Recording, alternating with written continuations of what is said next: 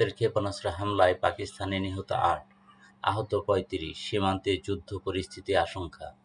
ইসলামাবাদ, ৬ মে ২০২৫। ভারতের সাম্প্রতিক ক্ষেপণাস্ত্র হামলায় পাকিস্তানে অন্তত ৮ জন নিহত এবং ৩৫ জন আহত হয়েছে বলে নিশ্চিত করেছে পাকিস্তানের আন্তঃবাহিনী জনসংযোগ পরিদপ্তর (আইএসপিআর) এর মহাপরিচালক লেফটেন্যান্ট জেনারেল আহমেদ শফি চৌধুরী। নিহতদের মধ্যে ২টি শিশু রয়েছে। এ হামলার পর ২ পাকিস্তানি এখনও নিখোঁজ রয়েছে বলে জানিয়েছেন বার্তা সংস্থা রয়টার্স। মঙ্গলবার দিবাগত রাত ১টার কিছু পর পাকিস্তানের কোটলি, ভাওয়ালপুর, মুরিদকে, বাক ও মুজাফরাবাদ অঞ্চলে এই হামলা চালানো হয়। আইএসপিআর এর মহাপরিচালক এই হামলাকে কাপুরুষোচিত ও ঘৃণ্য উস্কানি হিসাবে উল্লেখ করেছেন এবং জানিয়েছেন পাকিস্তান এর উপযুক্ত জবাব দিতে শুরু করেছে। কী ঘটেছিল? পাকিস্তানের ভাওয়ালপুরের আহমেদপুর ইস্ট এলাকায় একটি মসজিদ এবং কাছের একটি বাসায় ক্ষেপণাস্ত্র আঘাত হানলে সেখানে একটি শিশু নিহত হয় এবং আহত হয় ১২ জন।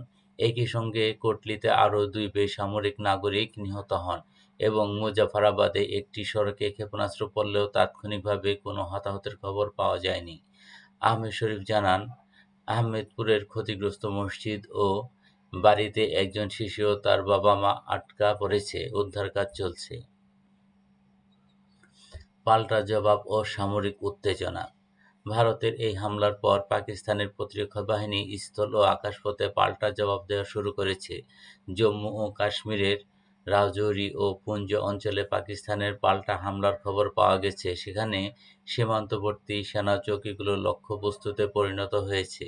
পাকিস্তানি সেনা মুখপাত্র বলেন, ভারতের এই হামলা পারমাণবিক ক্ষমতাসম্পন্ন ২ দেশের মধ্যে যুদ্ধ পরিস্থিতির সৃষ্টি করতে পারে। আমরা চুপ করে থাকব না। ভারতের অবস্থান, অপারেশন সিন্দুর শুরু। এদিকে ভারতের সরকার একটি বিবৃতিতে জানিয়েছে তারা অপারেশন সিন্দুর নামে একটি সামরিক অভিযানের অংশ হিসাবে এই হামলা চালিয়েছে। এই অভিযানে পাকিস্তান ও পাকিস্তান নিয়ন্ত্রিত কাশ্মীরের মোট ৯টি স্থাপনায় আঘাত হানা হয়েছে। ভারত সরকার দাবি করেছে এই অভিযানে পাকিস্তান সেনাবাহিনীর কোনো স্থাপনাকে লক্ষ্য করা হয়নি, বরং সন্ত্রাসীদের ঘাঁটিগুলো লক্ষ্যবস্তু ছিল। আন্তর্জাতিক উদ্বেগ।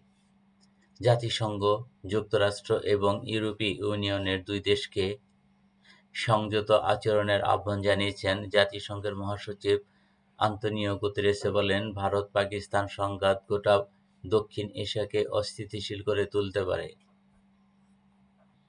কাশ্মীর ইস্যুতে উত্তেজনা। বরাবরই ২ প্রতিবেশী দেশের মধ্যে সংঘাতের মূল উৎস। কিন্তু এবার সরাসরি ক্ষেপণাস্ত্র হামলা ও পাল্টা জবাবের যুদ্ধের সম্ভাবনা চোখ রাঙাচ্ছে। আন্তর্জাতিক সম্প্রদায় এই উত্তেজনা প্রশমনে দ্রুত হস্তক্ষেপ না করলে পরিস্থিতি আরও জটিল হতে পারে। News desk, digital news TV. ধন্যবাদ।